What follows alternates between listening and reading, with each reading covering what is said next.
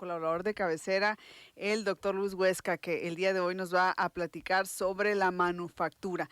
Buenos días, bienvenido, ¿cómo está? Buenos días, Niria. Saludos a toda la audiencia en esta mañana bonita. Agradable, ¿no? Fresco todavía. Todavía, ¿no? Todavía, ¿no? El índice de monitor de manufactura de México sería el tema que vamos a abordar el día de hoy, obviamente con su implicación para Sonora. Pues primero y básicamente, ¿no? ¿Qué es esto de la manufactura y por qué es tan importante y por qué escuchamos hablar tanto sobre ello? Sí, este índice de monitor de manufactura lo genera el área de investigación del BBVA. Ah, bien. Pues lo tiene para vinculado con Estados Unidos, México, Estados Unidos. Hay uno muy parecido que es un índice que calcula el INEGI, que es el ITAE, ¿no? El índice Bien. trimestral de actividad industrial y manufacturera y de actividad económica, perdón. Entonces el ITAE también es similar. Es similar porque observa la actividad industrial y cómo estaba variando en el tiempo y qué sectores crecen, cuáles no crecen. Eso es en general el índice y nos sirve precisamente para ir monitoreando cómo vamos en términos de actividad económica. Y para esto me gustaría rápido lanzar un concepto, ¿no? Adelante. Hay un concepto muy interesante que en la teoría económica se conoce como la ley de Verdun, ¿no? La ley de Verdun. Sí, por el apellido de este personaje, un economista del siglo pasado, de mediados del siglo pasado, que establecía que el crecimiento económico tiene una relación estrecha con la productividad. La productividad de la actividad laboral, pero también de las empresas, pero que debería de provenir de la industria. Es decir, Verdun nos decía que la industria es la que genera riqueza, es la que crea la riqueza. Otros sectores la transfieren. Es decir, el sector servicios, por sus características, no crea la riqueza, sino es un medio para transferirla. Los servicios, pues sabemos, están la banca, están servicios diversos, turismo, pero son actividades que tienen que ver con eso, con servicios. Y bueno, la industria es la que crea productos, es donde se genera la innovación. Los desarrollos de científicos van muy enfocados a producir más bienes y servicios para que el ser humano pues tenga satisfechas sus necesidades, ¿no? Entonces, Bien. eso nos decía Verdun y por lo tanto, cuando una economía crece, produce más. Y esto se reflejaría en un mayor bienestar para todos. Considerando esto, por Bien. eso es que echándole un vistazo a este indicador de monitor de manufactura. Que está muy interesante. ¿Cómo se mide Sí, eso? bien, este indicador que es multidimensional, es una herramienta que permite precisamente captar las actividades que tienen que ver con cadenas de valor, o sea, qué tanto un sector le vende a otro Ah, bien. y viceversa, qué tanto se relacionan, ¿Cómo se relacionan? pero no nomás en México, también con Estados Unidos. Entonces, proporciona, se adelanta al menos un mes a los datos oficiales cuando salen, cada trimestre está este cálculo que hace el BBVA. Y, por ejemplo, en diciembre del año pasado, al cierre del 2024, este índice registró una disminución de 3.3% interanual con respecto a diciembre del año 2023.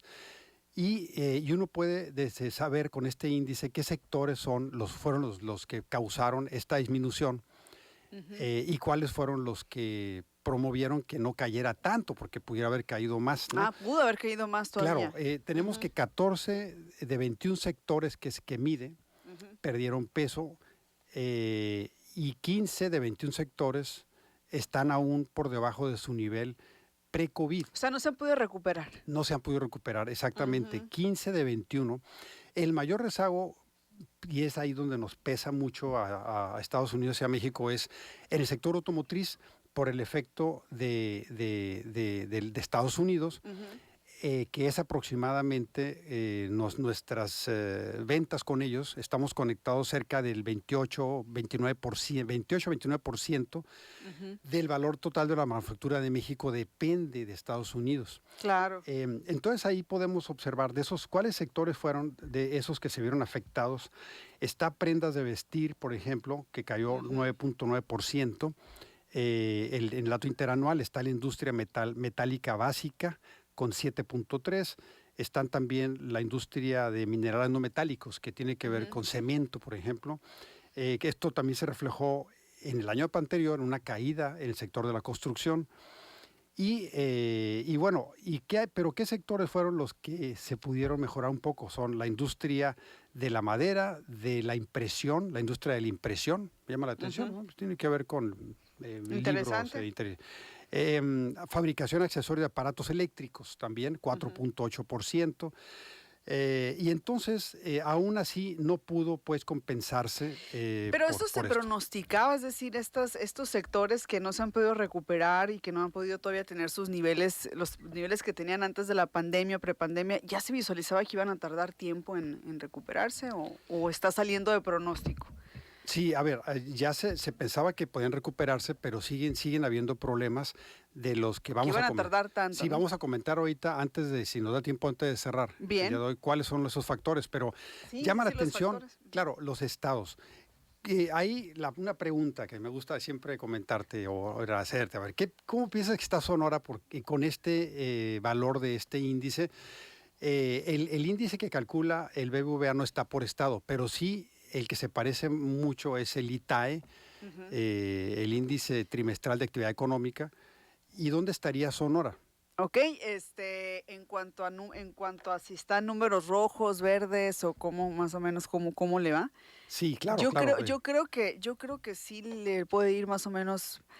O sea, a lo mejor si no es el último estado, sí creo que puede ser uno de los que sí les ha afectado. Sí se ha afectado, claro, se ha visto Sí. afectado. Y me llama la atención, bueno, y ahorita tenemos el motivo por qué, pero el estado está en número 27. O sea, De 32. De 32. Y digamos, el que cayó más está Colima y Baja California Sur. Sí, claro, con datos que reflejan una caída de cerca de entre el 7 al 15% negativos en la actividad industrial. Pero Oaxaca llama la atención. Nuevo León no tanto, porque Nuevo León Nuevo León está bien, está en segundo lugar. Que es el que está arriba, pues como siempre. Totalmente. Pero entonces, el de color verde. ¿Y en Oaxaca por qué están tan bien? Sí, ¿Qué pasó en curiosamente, Oaxaca?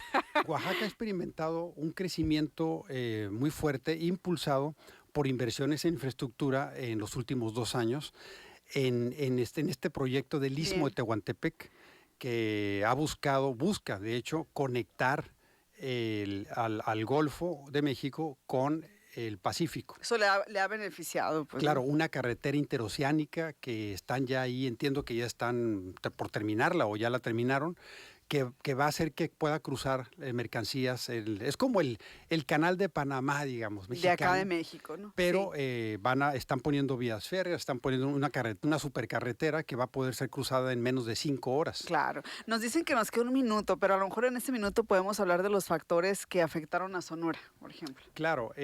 Bueno, en ese sentido, sí tenemos que un bajo ritmo de inversión privada. Ese es el problema principal que podemos observar. Hay un dato que es como un umbral, 20% del Producto Interno Bruto es como que lo mínimo que los países deben estar teniendo año con año en inversión privada y pública, una mezcla. Pero la mayor parte debe ser privada. O sea, el gobierno, para empezar, no tiene la obligación de estar generando la riqueza. La riqueza la debe generar el sector privado. Entonces, en ese aspecto, hablaríamos de que México debe requerir entre 4 y 5% de inversión pública y el 15% restante o 20%, porque lo ideal sería que fuera 25%. Hay países que tienen, por ejemplo, China, 40% de inversión total, 30 privada, 10 pública. actualmente. Ujú. En México, en Sonora, por ejemplo, para Sonora, Bien. la pública anda en alrededor de 2.5% del PIB sonorense, o sea, la mitad de la que debería ser pública, Ujú. y la privada ronda más o menos el 15%. Entonces, falta más inversión privada, Claro. sobre todo en sectores avanzados en innovación, dirigirse a más infraestructura que va a permitir que la manufactura, Bien. que es la que debe ser líder también en dotar más aspectos para que crezca la economía. Bien. Por ahí son los factores, o sea, más inversión, promover más inversión y falta inversión privada. Entonces, Ese es el ahí problema. están todos los motivos. Muy bien. Muchísimas gracias por acompañarnos como siempre acá en cabina. No- Gracias, Nirias. Hasta el próximo. Hasta la próxima semana. Nos vamos a mensajes, volvemos.